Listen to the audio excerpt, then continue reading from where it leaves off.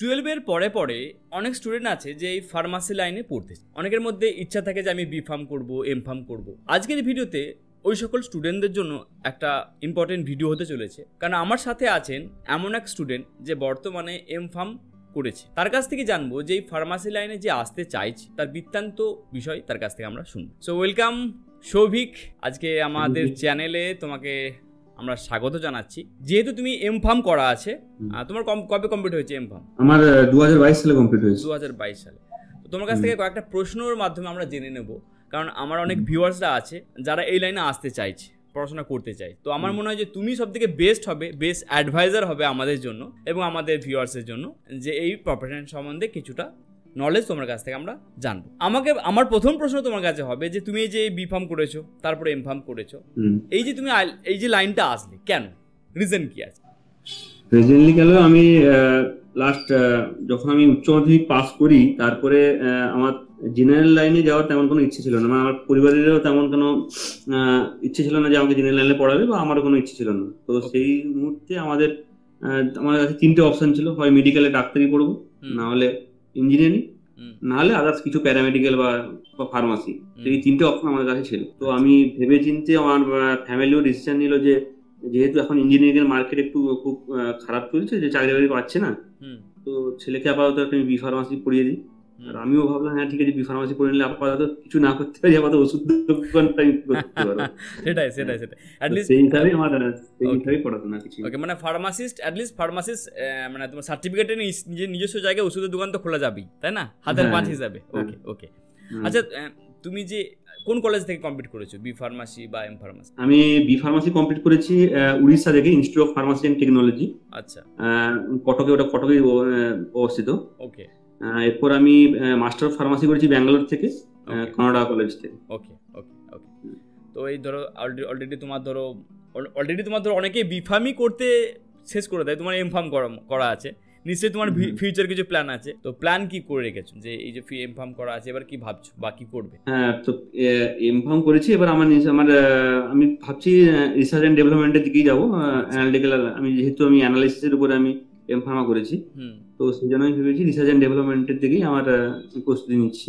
আচ্ছা, তো সেই হিসাবে আমি এগোচ্ছি। বাহ। আচ্ছা, একটা অনেক সময় প্রশ্ন অনেকে করতে দেখেছি, যেহেতু ধরো এই ফার্মাসি লাইন আসা মানে তোমার প্রাইভেট কলেজ আছে, গভর্নমেন্ট কলেজ আছে, এবার একটা অ্যাপ্রক্স যদি খরচা যদি ধরো আমাদের যে প্রাইভেট কলেজে কেমন কি খরচা ওয়েস্ট বেঙ্গলে আছে বা বাইরের স্টেটে আছে, যদি তুমি বলতে পারো। আরেকটা আমরা জানবো যে সরকারি কলেজে যারা চান্স পায় সেক্ষেত্রে খরচা কেমন কি আছে। প্রথমে সরকারি কলেজের কথা বলি। সরকারি কলেজ, ডিপ্লোমা কলেজ অনেকগুলি আছে ওয়েস্ট বেঙ্গলে, বলতে পারবো, তাও 14-15টা তো আছে অবশ্যই। আচ্ছা, গভর্নমেন্ট কলেজ। তো আমি বি ফার্মা কলেজ আমি জানি, আমার ওয়েস্ট বেঙ্গলে দুটো কলেজই আছে। এক হচ্ছে জলপাইগুড়ি গভর্নমেন্ট, আর একটা হচ্ছে যাদবপুর। এই দুটোই হচ্ছে গভর্নমেন্ট কলেজ। ওকে। এই দুটো গভর্নমেন্ট কলেজে 4 বছরে মোটামুটি 50-60 হাজার টাকা হলে আপাতত হয়ে যায় আশা করি। আমার যতটুকু জানা আছে যে 50-60 হাজার টাকাতে 4 বছরে কমপ্লিট হয়ে যায় বি ফার্মা। ওকে। এবার যদি ফার্মাসি কলেজ বলেন বা প্রাইভেট যদি বলেন, তো প্রাইভেটে ওয়েস্ট বেঙ্গলে মোটামুটি একটা মিডিয়াম ক্যাটাগরি কলেজও ওটা প্রায় কলেজ 5 থেকে 6 লাখ টাকা নেয়। আর তো থাকা খাওয়া যেরকম খরচ, হোস্টেল কস্ট তো আলাদা আছেই। হ্যাঁ, ধরেন 10 লাখের কাছাকাছি খরচ আছে, আর নয়। তো মোটামুটি ধরো অ্যাপ্রক্স যদি আমরা ধরি বি ফার্মাসি কেউ যদি করে, তো সেই ক্ষেত্রে তোমার খরচা 7-8-এর উপরে। হ্যাঁ, 7-8-এর উপরে। ওকে, খরচা আছে। আচ্ছা, অনেকে আছে যারা ডিপ্লোমা করতে চায়, ধরো ব্যাচেলার ডিগ্রি করতে চায়, তো সেই ক্ষেত্রে তো কস্টটা তো কমবেই। তার কোনো আইডিয়া আছে যে কতটা কি কস্টটা সেখানে আছে? ধরো ডি ফার্মা করতে চাইছে। আচ্ছা, ডি ফার্মা। হ্যাঁ, ডি ফার্মা করলে খরচ একটু কম, যেহেতু 2 বছরের কোর্স, তো ওটাতে 2 থেকে 3 লাখ টাকা শুধু কলেজ ফি, বাকি আলাদা। খাওয়া খরচ, থাকা, এগুলো তো আলাদা। আচ্ছা, এর সাথে 4 থেকে 5 লাখ ধরে রাখুন।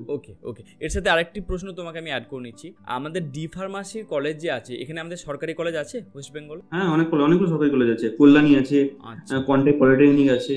তো এরকম এর ভর্তির প্রসেসটা কেমন কি? সরকারি মানে নিশ্চয়ই একটা এন্ট্রান্স ছাড়া তো হবে না, তো এই প্রসেসটা যদি বলো।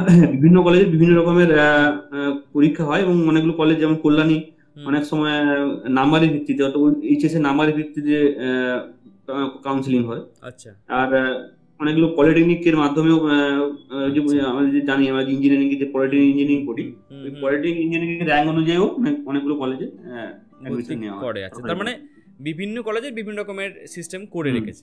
ওকে ওকে। আমাদের বেঙ্গলে একটা ট্রেন্ড চলছে, মানে আমি দেখি যে আমার ভিডিওতে অনেক সময় কমেন্ট করে যে শুধু আমি ফার্মাসিস্ট হতে চাই, মানে বি ফার্ম করা বা ডি ফার্ম করার উদ্দেশ্য একটাই যে ফার্মাসিস্ট হব। তো এই ফার্মাসিস্ট যারা হতে চাই তাদের জন্য বি ফার্ম করার প্রয়োজন আছে না শুধু ডি ফার্ম করতে হবে? এটার একটা ক্লিয়ারিটি তোমার কাছ থেকে আমরা জানতে চাই। ফার্মাসিস্ট হতে চাইলে তার minimum qualification diploma D Pharma হলেই হবে। আচ্ছা, ডি ফার্মা করার পর ফার্মাসি কাউন্সিলে গিয়ে একটা রেজিস্ট্রেশন করতে হবে, যেখান থেকে ওনারা একটা রেজিস্ট্রেশন সার্টিফিকেট দেবেন, যেখানে লেখা দেবে রেজিস্টার্ড ফার্মাসিস্ট। তো সেই হিসাবে উনি মিনিমাম কোয়ালিফিকেশন ডিপ্লোমা হলেই ফার্মাসিস্ট হওয়া যায়, এর জন্য বি ফার্ম বা এম ফার্ম করার কোনো দরকার নেই। আচ্ছা বেশ। তার মানে কারো যদি মানে একদম ফোকাস থাকে যে ভাই আমি ফার্মাসিস্টই হব, অন্যদিকে যেতে চাইছি না, ফার্মাসিস্টই আমার ইচ্ছা আছে, বা পরবর্তীকালে প্ল্যান করে রেখেছে যে নিজস্ব ওষুধের দোকান খুলতে চাইছে, সেই ক্ষেত্রে ডি ফার্ম করলেই তার জন্য যথেষ্ট, রাইট? একদম। কারণ এখানে ডি ফার্ম করলে 3 থেকে 4 লাখ টাকার মধ্যে টোটাল কমপ্লিট হয়ে যাচ্ছে, তো আর বাকি 5 লাখ টাকা কেন খরচ করতে? 5 লাখ টাকা দিব ওষুধ দোকান খুলে বসে, সেটাই হচ্ছে কথা। একদমই তাই। এবার আরেকটা এখানে প্রশ্নতে এখানে একটা অ্যাড করছি, ধরো সায়েন্সের যারা স্টুডেন্ট আছে, মানে ফিজিক্স কেমিস্ট্রি বায়োলজি এইচএসএ যদি না থাকে, ধরো ফিজিক্স কেমিস্ট্রি বায়োলজি নেই, বা ধরো বায়োলজি আছে, আমি অনেকে দেখেছি যে তোমার ফিজিক্স নেই, নিউট্রিশন নিয়েছে, এই ধরনের কিছু স্টুডেন্টদের প্রশ্ন থাকে। তো এটার কি জানা আছে যে মানে অ্যাকচুয়াল মেন কি লাগে, ক্রাইটেরিয়া লাগে যে এই ডি ফার্মাসি বলো বা ফার্মাসি বি ফার্মাসি করার জন্য কি ক্রাইটেরিয়াটা লাগে স্টুডেন্ট?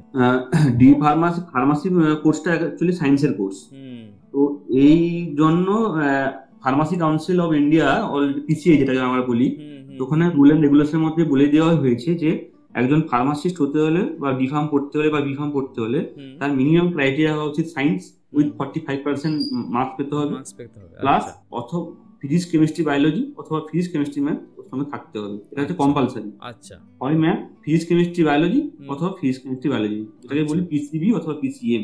এটা ঠিক, এগুলো থাকতেই হবে, না হলে সম্ভব নয়। তো এক্সেপশনাল কেউ নিউট্রিশন করেছে বা এগুলো হলে সেক্ষেত্রে সে অ্যাপ্লাই করতে পারবে না? সম্ভব না। আচ্ছা। আবার অনেক জনাকে দেখি যে অ্যাট দ্য এজ অফ 25, মানে হয়তো সে সায়েন্সের স্টুডেন্ট ছিল, অন্য কোনো লাইনে পড়াশোনা করেছে, তারপরে দেখেছে যে আমি যদি ডি ফার্মাসি করতে পারি তো অ্যাটলিস্ট ফার্মাসিস্ট যে সার্টিফিকেটটা পাবো সেটা আমি রেন্টে দিতে পারবো, বা পরবর্তীকালে আমার একটা ফিউচার প্ল্যান হিসেবে আমি আমার লোকালে ওষুধের দোকান খুলতে চাই। তো এখানে কোনো এজ বাউন্ডেশন আছে নাকি যে তোমার ডি ফার্মাসি করার জন্য এই এখনো পর্যন্ত এজ বাউন্ডেশন তো এখনো আসেনি। তবে যেটা শুনছি আমি, যেটা অনেকগুলো যেগুলো আমি প্রায় খবর রাখি তো পিসিআই ওয়েবসাইট গুলোতে, তো আগামী কয়েক বছরের মধ্যেই পিসিআই একটা নিয়ম আনতে চলেছে, যেটা উচ্চ মাধ্যমিকের পর 5 বছরের মধ্যে, যেটা মেডিকেলের আছে যে নিয়মগুলো, 5 বছরের মধ্যে যদি কেউ ডি ফার্মা ভর্তি হয় বা বি ফার্মা ভর্তি হয়, তারাই শুধুমাত্র এই কোর্সটা করতে পারবে উচ্চ মাধ্যমিক করার পর 5 বছরের মধ্যে। আচ্ছা, 5 বছরের পরে যদি কেউ অ্যাপ্লাই করে সেটা তাহলে পরবর্তীকালে সেটা ক্যান্সেল হতে চলছে, মানে সেটা আর ওরা ভর্তি হতে পারবে না।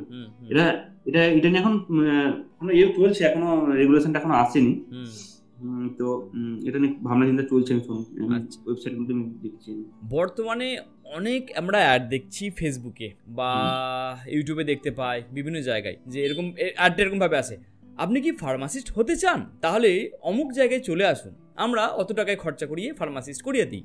তো এই যে অ্যাড দেখতে পাই, যখনই ফোন করা হয় ওনারা বলেন যে কাউকে আসতে হবে না, পয়সা দিলেই ফার্মাসিস্ট হওয়া যাবে। তো এইটা নিয়ে তোমার সাথে একটা আমি তোমার কাছ থেকে অ্যান্সার পেতে চাই, কারণ নিশ্চয়ই তুমি এরকম অ্যাড দেখেছো। হ্যাঁ, অবশ্যই। এটা একদিক দিয়ে একটা সময় ছিল যে হ্যাঁ ঠিক, যে ওটা বিভিন্ন যারা বাইরের স্টেট থেকে যারা করে এসেছিল অনেকে ডিপ্লোমা, এটা বি ফার্ম বা এম ফার্মের কথা বলছি না, বি ফার্মের কথা বলছি না, মানে ডিপ্লোমার কথা বলছি, যারা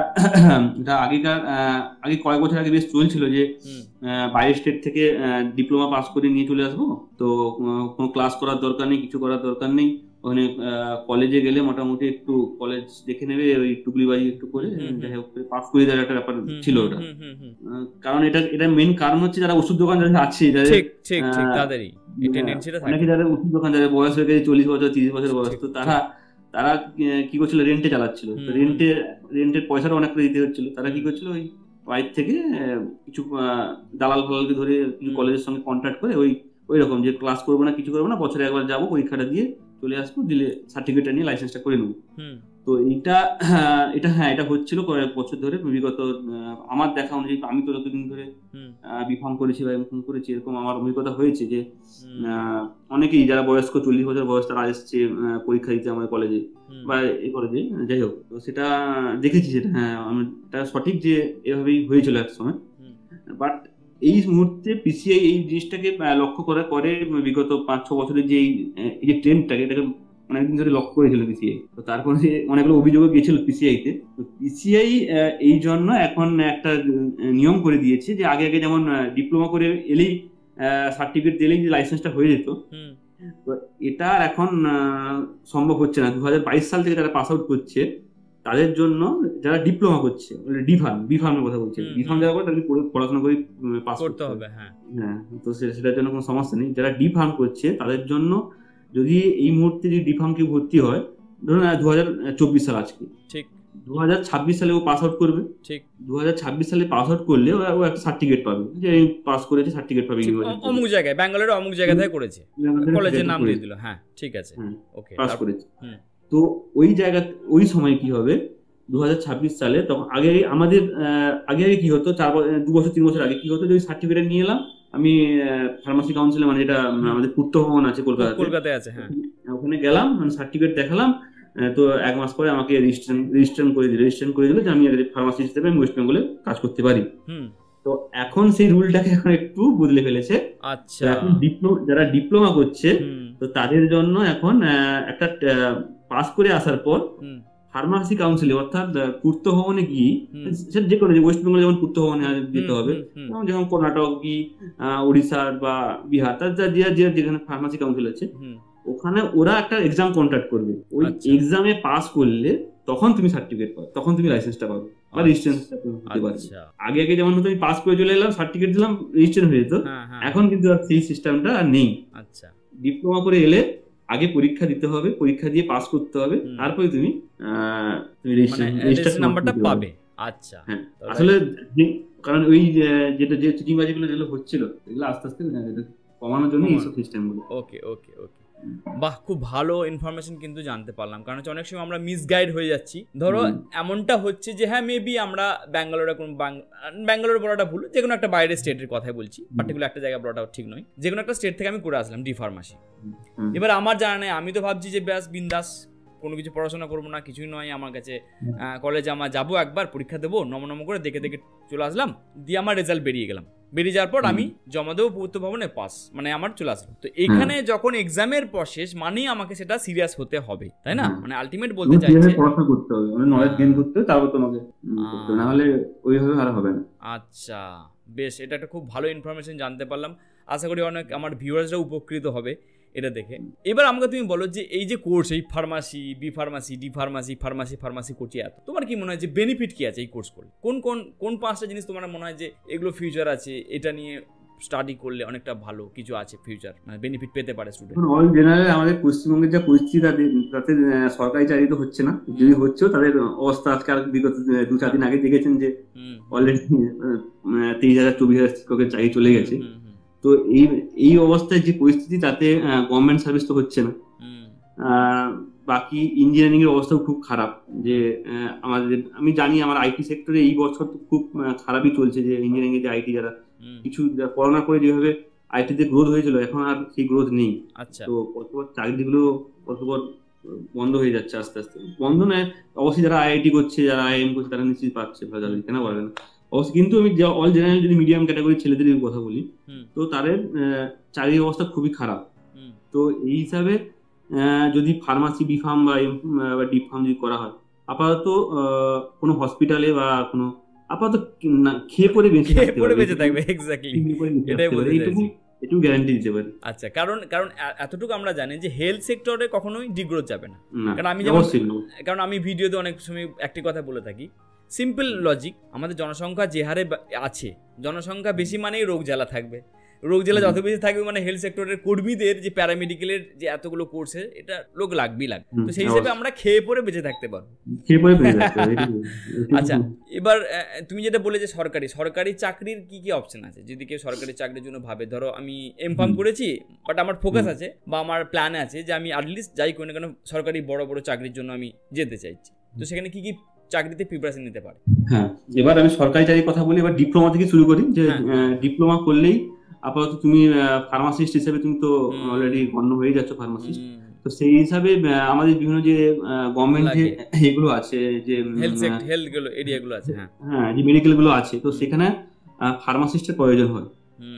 তো সেই জন্য প্রায় দেখবে কর্মক্ষেত্র বা কর্মসংস্থান যদি আমরা ঘেটে দেখি, বছরে একবার দুবার করে বেরোয় যে ফার্মাসিস্টের রেজিস্টার্ড ফার্মাসিস্ট দরকার, এই হিসাবে এই আমাদের সেই হিসাবে মেডিকেলের ফার্মাসিস্ট হিসাবেও তুমি পরীক্ষাগুলো হয়, সেই গভর্নমেন্ট মেডিকেল ফার্মাসিস্ট হিসেবে তুমি যোগদান করতে পারো। তো কিন্তু ওইটা সমস্যা একটাই, যেটা ওর খুব কম পোস্টই বেরোয়, ধরুন প্রত্যেক বছর 5টা থেকে 7টা হয়তো পোস্ট বেরোয়, কিন্তু দেখা যাবে প্রত্যেক বছর পাস করছে হয়তো দেখা যাবে 50,000 হয়তো ফার্মাসিস্ট পাস করছে। আমি কথার কথা বলছি, 50,000 হয়তো ফার্মাসিস্ট পাস করছে, 10,000 ফার্মাসিস্ট পাস করছে, 50,000 মাত্র 7টা সিট। আমি একটা কথা বলি, বিগত যদি আমি আরো ধরি, আরো আমি পিছিয়ে যাই 5 বছর, আরো 5 বছর তাহলে মিনিমাম 2.5 লক্ষ কি 3 লক্ষ, সেটাই 3 লাখের জন্য 7টা পোস্ট, 8টা পোস্ট। তো এইটার জন্য এটা খুব আমার মনে হয় খুব কম্পিটিশনের একটা ব্যাপার থাকে, তবে ধৈর্যের ব্যাপার থাকে, যে সবাই তো সাহস করে করতে পারে না যে না পাই চাকরিটা কি হবে না হবে।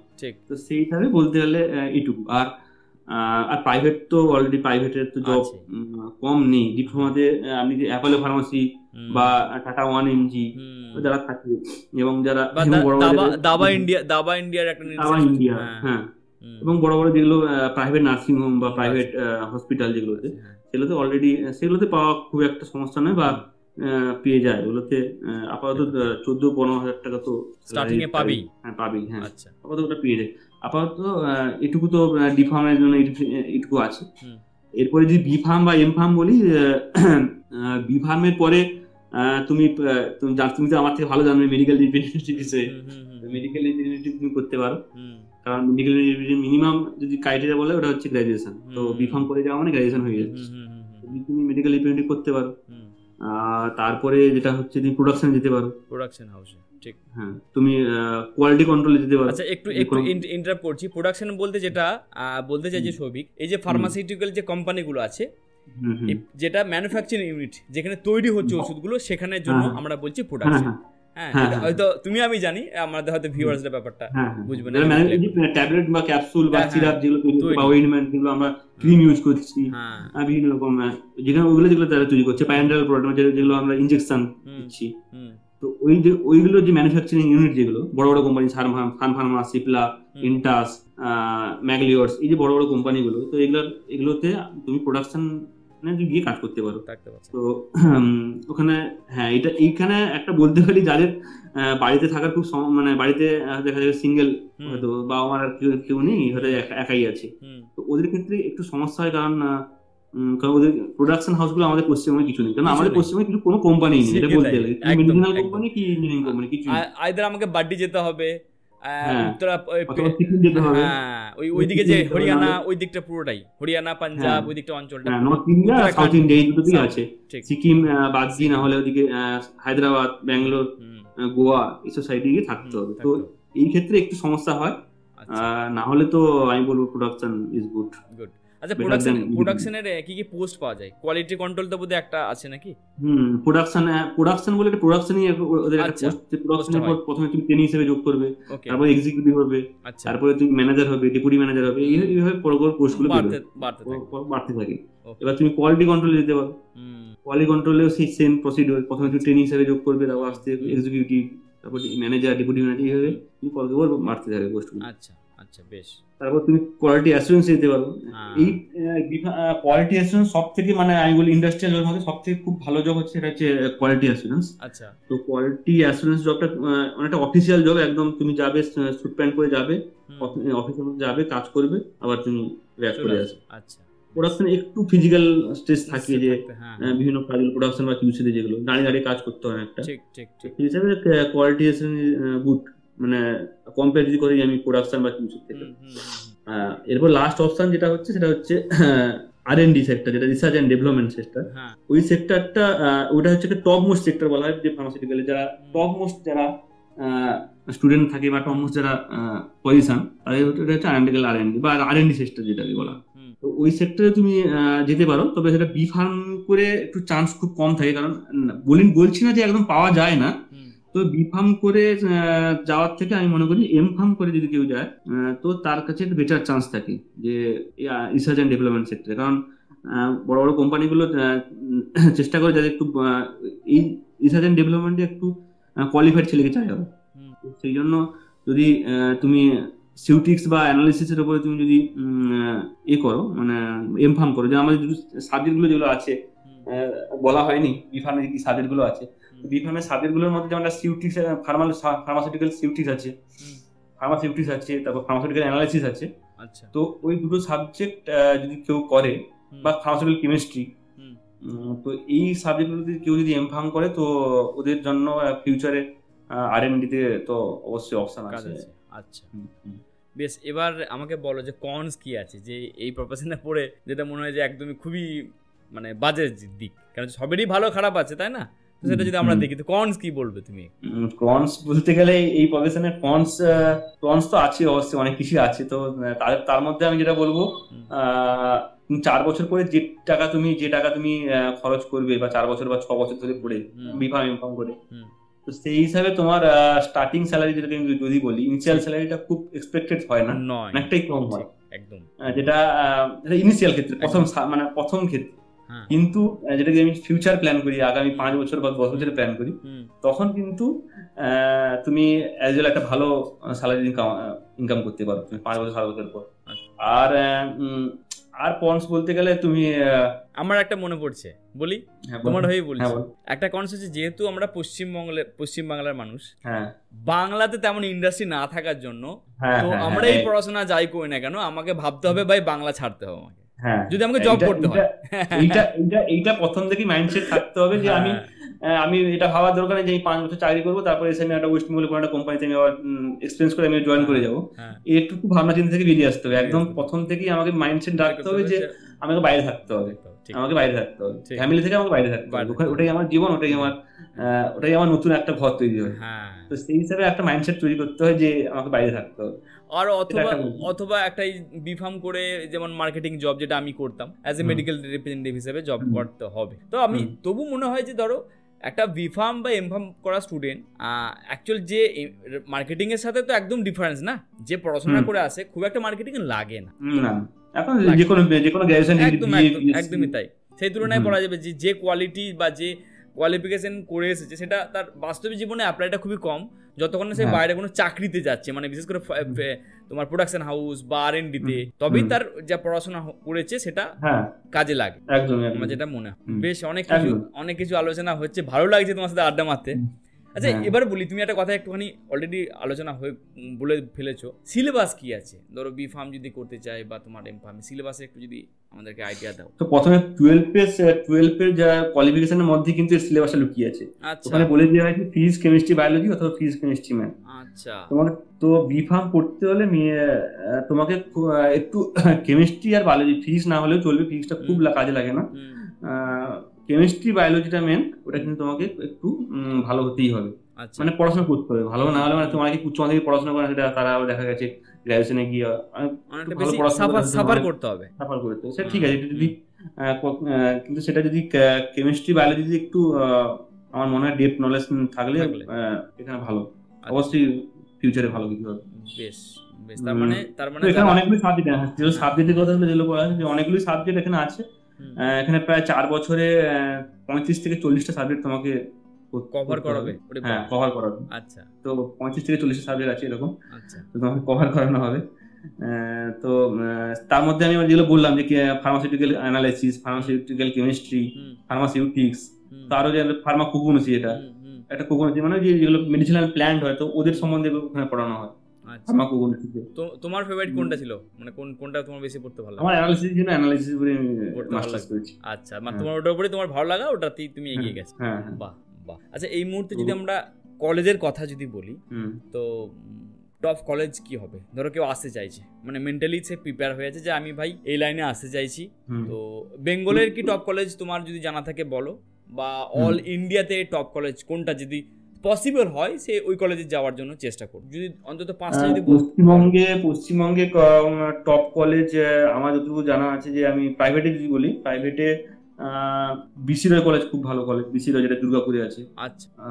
তারপরে যেটা আছে এনএসইচএম, কলকাতাতে একটা কলেজ এনএসইচএম। টেকনো ইন্ডিয়া আছে। টেকনো ইন্ডিয়া, ঠিক। তারপর Guru Nanak university of technology কিছু একটা, অ্যাডামাস ইউনিভার্সিটি। তো এগুলো, এই কোম্পানিগুলো, এই কলেজগুলো তো অবশ্যই ভালো বলতে হবে। তারপর তো অনেকগুলো কলেজ, এখন যখন আমি পড়াশোনা করি তখন ওয়েস্ট বেঙ্গলের কলেজ ছিল মাত্র 2 থেকে 3টে কলেজ, 4টা কলেজ, বিসি রয় কলেজ আর একটা কলেজ ছিল। তো এখন অনেক কলেজ হয়ে গেছে, 15-16টা কলেজ হয়ে গেছে। হ্যাঁ, তো 15 আরো বেশি, আমি মনে হয় আরো বেশি, আমি জানি না ঠিক, আরো বেশি, এখন আরো বেশি হয়ে গেছে। বাইরের স্টেটে যদি কেউ যায়, মানে ধরো সেখানে যদি টপ কলেজের দু একটা যদি বলো যে হ্যাঁ এই কলেজগুলো, বাইরের স্টেটে যদি যায় তাহলে যদি উড়িষ্যার কথা বলেন, উড়িষ্যার কথা, যে আমি যে কলেজটা পড়েছিলাম institute of pharmacy and technology, ওটা প্রায় উড়িষ্যাতে ফার্স্ট সেকেন্ড থার্ডের মধ্যে ওরা র্যাঙ্ক করে প্রত্যেক বছর। আচ্ছা। না হলে রোনাল্ড কলেজ অফ ফার্মাসি আছে, এটা বহরমপুর, মানে যেটা উড়িষ্যার স্টেট, উড়িষ্যাতে বহরমপুর আছে।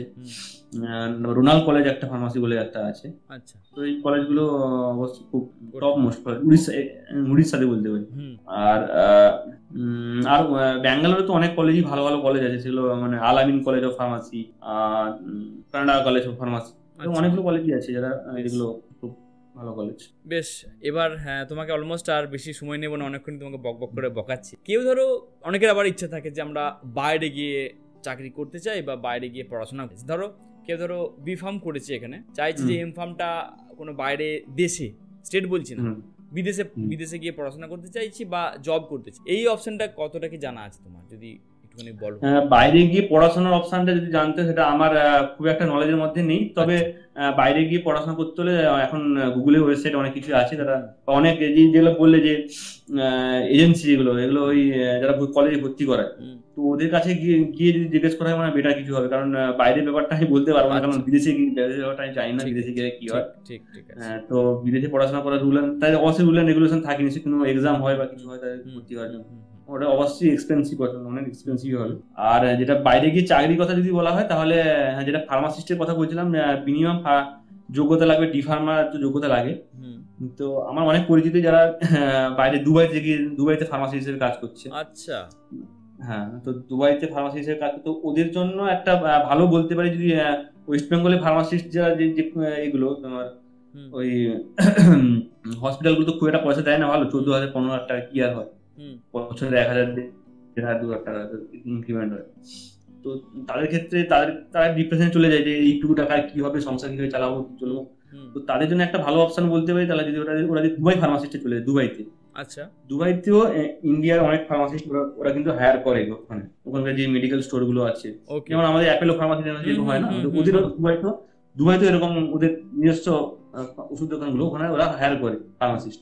তবে ওটার জন্য দুবাই গভর্নমেন্ট একটা রুল এন্ড রেগুলেশন আছে, যেটা হচ্ছে আমাদের মিনিমাম 2 বছরের হসপিটাল ফার্মাসিস্ট বা যে কোনো একটা থেকে, মানে মেডিকেল স্টোর থেকে আমাকে এক্সপিরিয়েন্স নিতে হবে। মানে ডিপ্লোমা পাস করলাম, তারপরে 2 বছর আমাকে কোনো একটা হসপিটাল থাকতে হবে, মানে ইন্ডিয়াতে থেকে এক্সপিরিয়েন্স করলাম। আচ্ছা, 2 বছর এক্সপিরিয়েন্স করার পর এবার যদি আমি দুবাই যেতে চাই, আমি দুবাইতে ফার্মাসিস্ট করতে আমি ওখানে আমি কাজ করতে চাই, তো ওর জন্য দুবাইতে যে বিভিন্ন স্টেট গুলো আছে, যেমন আবুধাবি, হ্যাঁ এই স্টেট গুলো যে আছে, আবুধাবি আর আবুধাবি আছে, তারপর আরো কি স্টেট গুলো আছে চলে গেছি।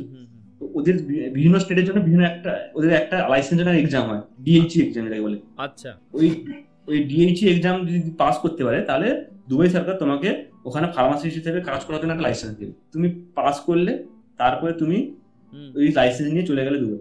ওখানে দুবাই গিয়ে তুমি দুবাই থেকে কোনো একটা হসপিটাল, দুবাইয়ের কোনো একটা হসপিটালে গিয়ে ফার্মাসি হিসেবে কাজ করলে, বা কোনো একটা ওষুধ দোকানে যদি কাজ করো, তো ওখানে খুব হাই স্যালারি দেয়, খুব ভালো স্যালারি দেয়। আমার পরিচিত একজন আছে যে এখন প্রায় 1,40,000 মতো ওরা বেতন পায় এখন। ওই এক বছর হয়েছে ওদের। তো আশা করি 2-3 বছরের মধ্যে ওর নিশ্চয়ই অনেক হাই হবে, সেটাই আরো হাই হবে। তো সেই হিসেবে ভেবে দেখতে পারো যে দুবাই থেকে গিয়ে কেউ চাকরি করতে চাই, খুব ভালো। অনেক ইনফরমেশন জানতে পারলাম, মানে অনেক জিনিস আমার জানা ছিল না, কারণ এই জন্যই আমি চাইছিলাম যে তোমাদের মতন কেউ একজন আসুক যারা এই প্রফেশনে আছে বা এই লাইনে আছে, ভালো করে সে এক্সপ্লেন করতে পারবে। থ্যাংক ইউ সৌভিক অনেকটা সময় দেওয়ার জন্য। অনেকটা সময় তুমি আমাদেরকে দিলে, আমার এই ভিউয়ার্সরা অনেকটাই উপকৃত হবে এই ভিডিও দেখে। Thank you. তোমাকে অনেক ধন্যবাদ যে আমাকে সুযোগ দেওয়ার জন্য তোমার চ্যানেলে হয়তো আমি বলতে পারলাম। ঠিক আছে, ধন্যবাদ। যদি আমার দ্বারা কেউ উপকৃত হয় তো আমার খুব ভালো লাগবে। অবশ্যই থ্যাংক ইউ। ভালো থেকো। কেমন লাগলো এই কনভারসেশন অবশ্যই কমেন্ট করে জানাও। যদি এই ফার্মাসি লাইন সম্বন্ধে আরো বিস্তারিত তোমার প্রশ্ন থাকে, যদি তুমি চাইছো যে বি ফার্ম করতে বা ডি ফার্ম করতে, ডেসক্রিপশনে একটি ফর্ম আমি দিয়েছি, ওই লিঙ্কটাতে ক্লিক করে তোমার নাম, তোমার ডিটেলস সেন্ড করো। খুব শীঘ্রই আমার টিম তোমার সাথে যোগাযোগ করবে। এইরকমই ভিডিও পাওয়ার জন্য অবশ্যই চ্যানেলটা সাবস্ক্রাইব করো। পরের ভিডিওতে আবার দেখা হবে। Thank you very much.